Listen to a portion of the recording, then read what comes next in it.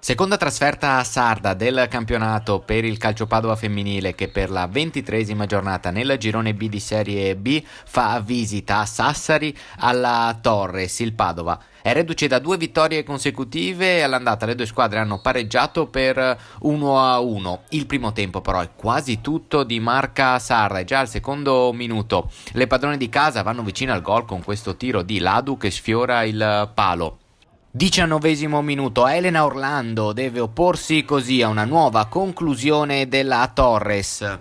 Ancora la Torres, il colpo di testa di Congia, la palla che finisce sulla traversa. Per vedere un'occasione pericolosa del Padova bisogna attendere la mezz'ora con questo calcio di punizione di Peruzzo che però finisce a lato. Nel secondo tempo invece è molto più pericoloso il Padova, che subito al primo minuto va vicino al vantaggio con questa bella girata di sinistro di Claudia Ferrato.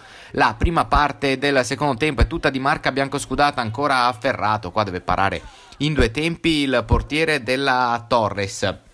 Si fanno vive però le sarde, sfiorano il vantaggio con questa traversa colpita da Catte. Poi il Padova conta il bianco, il colpo di testa va alto. La partita è molto equilibrata nel secondo tempo, però nell'ultimo quarto d'ora a spezzare l'equilibrio arriva il gol di Ladu al 31° minuto del secondo tempo. La Torres passa in vantaggio, ma è da lì in poi il Padova crolla perché 2 minuti dopo si fa espellere Peruzzo per un fallo di reazione. Poi 83° calcio di rigore molto contestato dal Padova perché l'arbitro vede questo intervento di Laura Di Donè come un intervento di braccio sulla linea di porta, ma in realtà, come si vede dal replay, il difensore biancoscudato l'ha colpita con il petto. Per l'arbitro è braccio, quindi rigore ed espulsione. 2-0 per la Torres. In pratica la gara finisce qui, segna Domi e poi arriverà nei minuti finali anche il tris, ancora con Ladu. Il Padova che crolla